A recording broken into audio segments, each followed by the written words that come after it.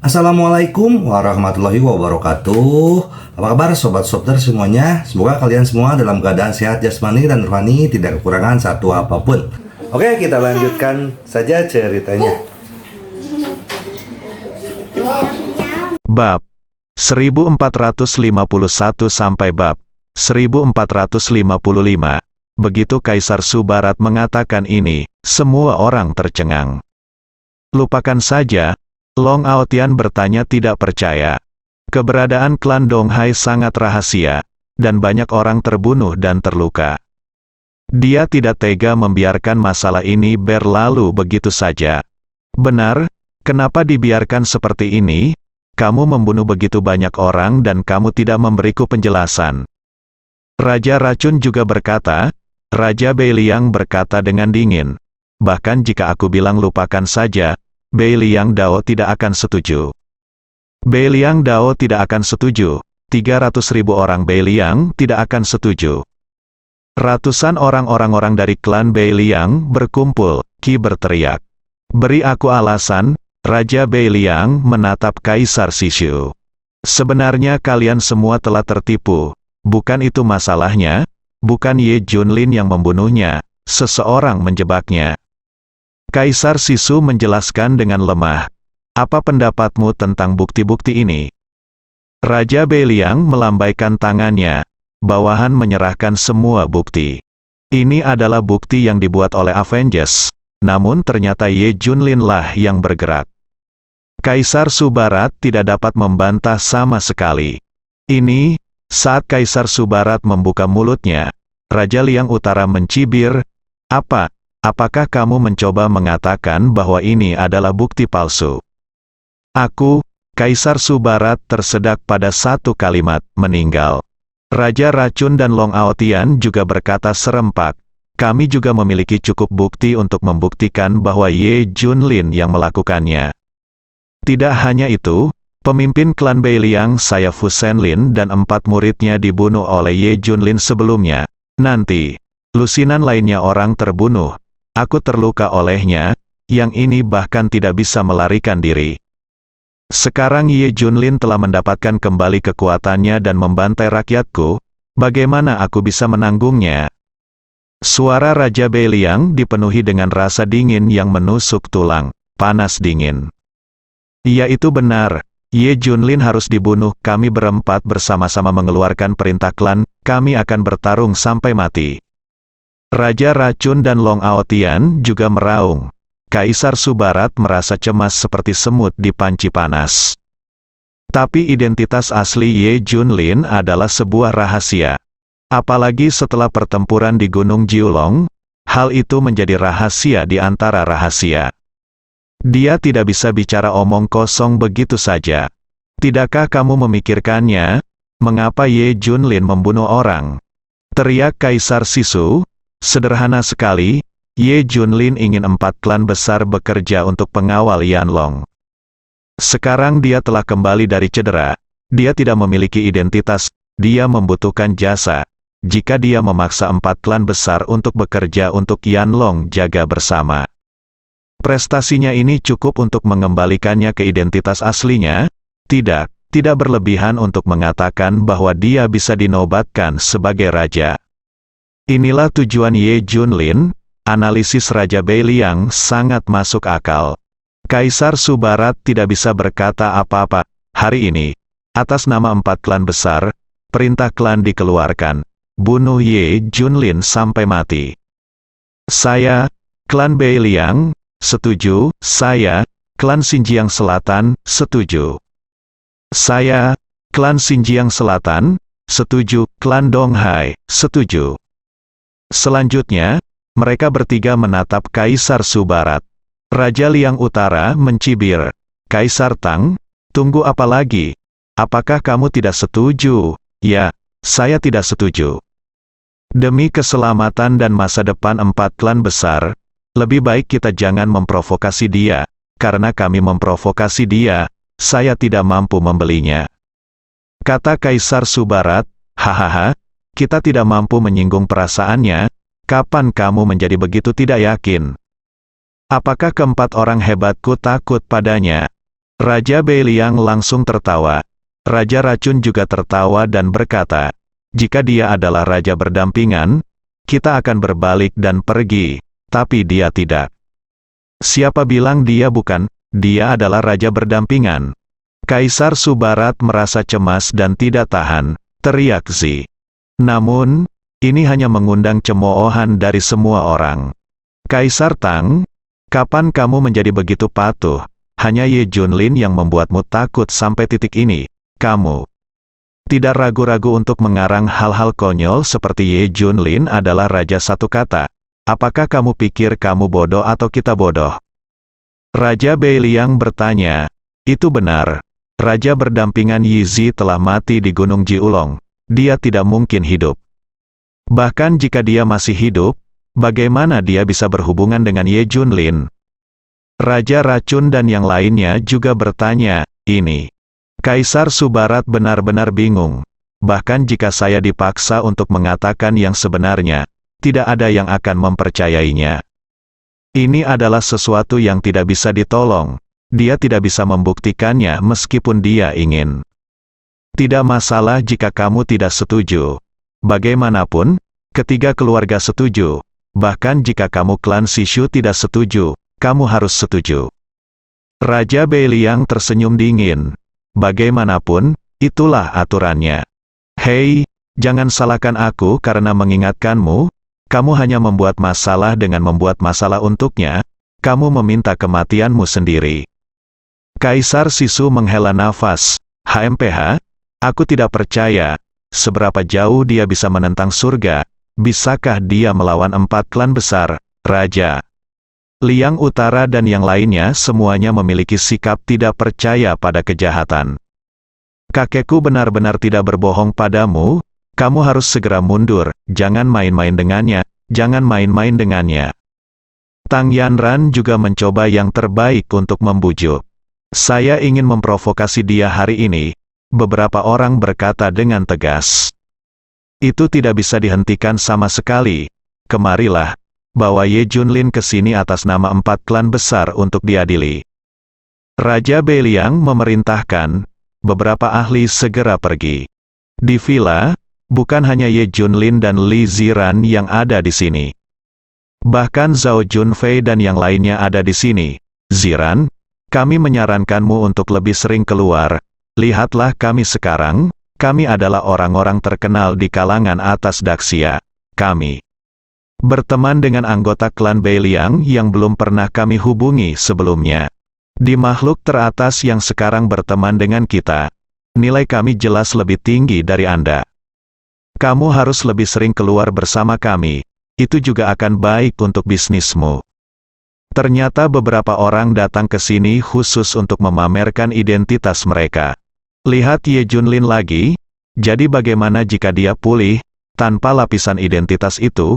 Dia hanyalah orang yang ceroboh. Pada saat ini, lebih dari selusin orang bergegas masuk. Penjaga Tang Beidao adalah orang pertama yang waspada. Siapa kamu? Beraninya kamu menerobos masuk ke sini? Ye Junlin, keluar, beberapa orang berteriak. Setelah itu, Ye Junlin dan Bei Tianwang keluar. Mereka secara alami tahu apa yang terjadi pada keempat gerbang baru-baru ini. Dia bahkan tahu kalau ini dibingkai oleh Avengers. Masalah ini perlu diselesaikan, jadi dia terus menunggu. Siapa kamu? Ye Junlin bertanya. Kami datang atas perintah Raja Beiliang, pemimpin klan Beiliang. Maukah kamu ikut dengan kami? Jangan memaksa kami untuk mengambil tindakan. Beberapa anggota klan Beiliang mengungkapkan identitas mereka. Oke. Kalau begitu aku akan pergi bersamamu. Ye Junlin tidak ragu sama sekali dan hendak pergi bersama klan Beiliang dan yang lainnya. Coba lihat, Ye Junlin sudah pulih. Tapi dia hanya seorang pengecut. Dia pergi ketika orang memintanya pergi. Apakah dia masih memiliki martabat? Dia pengkhianat. Saya sekarang curiga dia menukar obat dengan orang lain, dan syaratnya adalah sembuhkan dia. Iya, kalau tidak, bagaimana Ye Junlin bisa pulih? Itu pasti sebagai ganti ramuannya.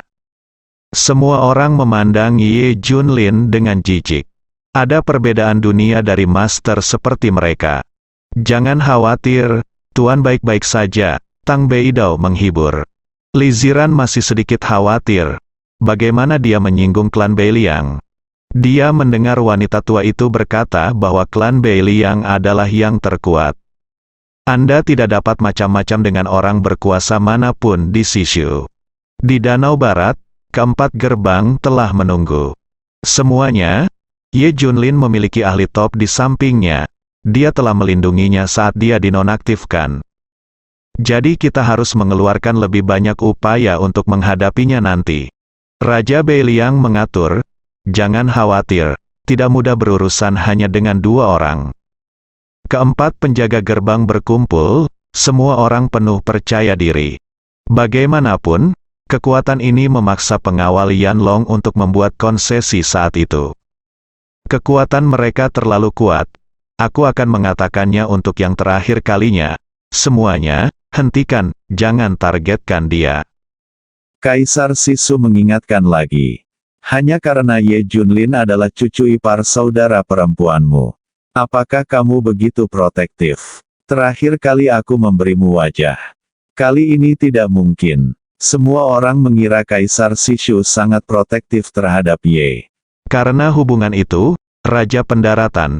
Tidak, itu tidak ada hubungannya dengan menjadi kerabat, dia benar-benar seseorang yang tidak boleh kita sakiti.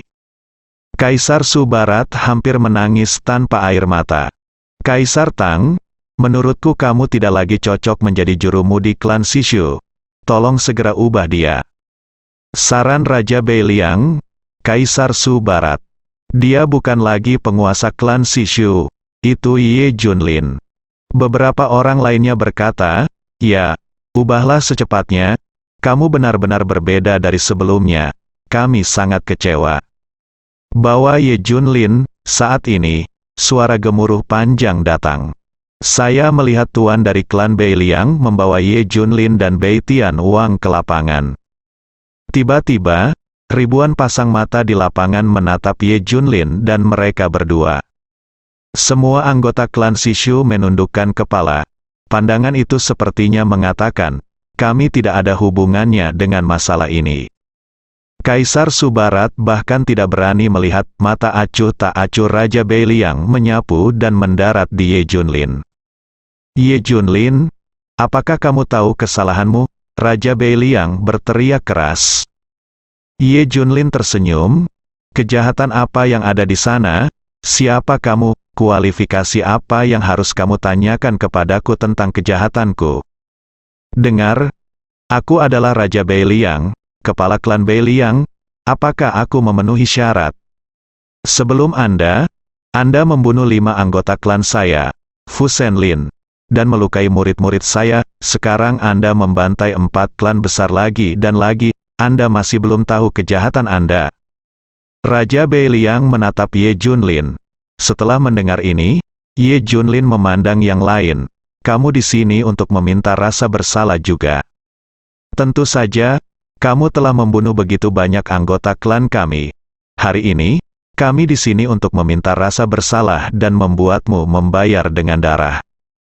Long Aotian berkata dengan marah, mengapa kamu bersikeras bahwa aku yang melakukannya? Ye Junlin tersenyum. Karena buktinya, haha.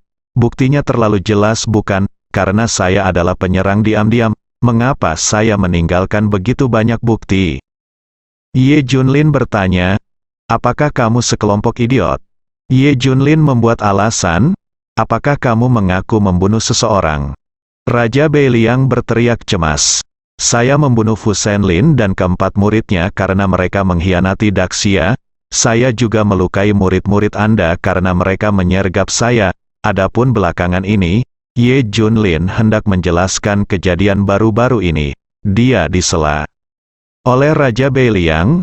Apakah semua orang mendengarnya? Dia mengakui bahwa dialah yang membunuhnya. Kami bahkan tidak memerlukan bukti. Bahkan Ye Junlin pun tercengang. Oke, sekarang aku mengakuinya. Aku akan membayarnya dengan darah. Suasana tegang akan segera pecah. Dan Kaisar Su Barat tidak dapat mengendalikan situasi sama sekali. Akhirnya sampai pada titik ini, Ye Junlin tersenyum. Kalau begitu ayo kita lakukan. Setelah pertempuran di Gunung Jiulong, kondisi pikiran dan kekuatannya telah membuat lompatan kualitatif. Bunuh dia, keempat klan besar semuanya berteriak serempak. Oke, kalau begitu bunuh Ye Junlin dengan perintah klan. Teriak Raja Beiliang, dia sangat ingin membalas dendam. Pada saat ini, Long Aotian mengambil langkah maju dan berkata, "Senior, bisakah kamu memberikan kesempatan ini kepada junior?" Oke, rumor mengatakan bahwa Aotian memiliki kekuatan naga dewa, dia bisa menghancurkan segalanya dengan satu pukulan. Dia adalah pemimpin klan Laut Cina Timur selama hampir 100 tahun.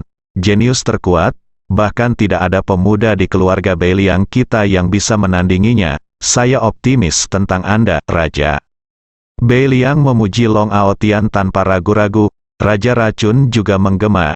Ya, bukan saja dia tak terkalahkan di antara rekan-rekannya, tapi banyak monster tua yang telah hidup selama 1 atau 200 tahun bukanlah tandingannya. Hal yang paling dilebih-lebihkan adalah dia bisa bertahan hidup di bawah air selama sebulan tanpa masalah. Tekanan itu sebabnya ada pepatah mengatakan bahwa naga muncul dari jurang dan dirasuki oleh naga dewa. Meskipun klan Laut Cina Timur rendah hati, tapi kekuatan Long Aotian sudah diketahui semua orang. Jika tidak, klan Donghai tidak akan mengirimnya untuk berpartisipasi dalam pengambilan keputusan klan. Jelas mereka ingin dia menjadi kepala klan Donghai berikutnya. Jadi semua orang memuji Long Aotian. Tentu saja dia punya kualifikasi. Dihadapkan pada pujian semua orang, Long Aotian menerimanya dengan percaya diri.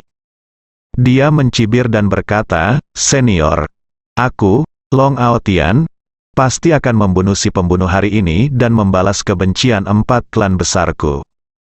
Kaisar Su Barat hanya bisa menghela nafas. Pedang yang saling berhadapan bukanlah hal yang ingin dia lihat. Segera, Long Aotian berjalan menuju Ye Junlin. "Apakah kamu siap untuk mati?" Long Aotian memandang Ye Junlin dengan bercanda. Dia tidak terkalahkan di antara teman-temannya. Tidak terkecuali Ye Junlin. Ye Junlin tidak bisa berkata-kata, tapi ketika Long Aotian mendekat, dia tiba-tiba mengangkat tangan kanannya. Itu seperti meriam berat yang dilepaskan dari larasnya, menghantam Long Aotian dengan momentum yang menggelegar. Long Aotian tidak bisa bereaksi tepat waktu dan meninju kepalanya dengan kuat. Otak dengan cepat berubah bentuk dan tenggelam dalam. Boom, terdengar suara tumpul, seperti ledakan meriam yang berat. Plop, adapun Long Aotian, dia langsung jatuh ke tanah tanpa reaksi apapun. Kalahkan jenius terkuat dengan satu pukulan, Ye Junlin berkata dengan tenang. Selanjutnya, sederhana dan rapi, mendominasi dan tak terkalahkan. Terkejut, semua orang yang hadir tercengang. Ada keheningan yang mematikan di lapangan, dan suara desahan terdengar terus-menerus. Long Aotian bahkan tidak bisa menahan pukulan, ini terlalu buruk. Long Aotian bahkan tidak sempat terkejut sebelum dia pingsan. Ye Junlin mengalahkan Long Aotian dengan satu pukulan. Dia bahkan menamparkan wajah anggota keluarga Donghai dengan keras. Bahkan Raja Beiliang dan yang lainnya ditampar wajahnya. Omong kosong macam apa yang jenius? Bukankah ini hanya soal meninju? Kuat, sangat kuat. Long Aotian adalah pria kuat yang melampaui master berusia 100 tahun. Tidak bisa memblokir pukulan ini. Mata semua orang tertuju pada Ye Junlin. "Ayo pergi bersama." Ye Junlin mengangkat jarinya ke arah semua orang. Perilaku Ye Junlin memprovokasi 4 klan besar, yang membuat mereka marah. "Kamu yang meminta ini, bunuh dia!" teriak Raja Beiliang. Segera, master tertinggi dari 3 gerbang keluar untuk membunuh Ye Junlin. "Siapkan pedang Beiliang. Aku ingin membunuhnya dengan tanganku sendiri." Perintah Raja Beiliang. "Xiao Bei," Ye Junlin berkata dengan lembut. Bei Tianwang bergegas maju sendirian, meski Bei Tianwang tidak sekuat Ye Junlin. Tapi dia adalah ahli seni bela diri di Istana Zentian. Sangat menakutkan, dia menyerbu ke dalam kelompok penguasa 3 gerbang dan membunuh mereka sampai mereka tidak mampu menangkis. Kadang-kadang, beberapa orang bergegas ke depan Ye Junlin, tetapi sebelum mereka dapat mengambil tindakan, mereka dihempaskan oleh Ye Junlin. Kedua orang ini menghadapi ratusan master dari 3 gerbang dengan mudah.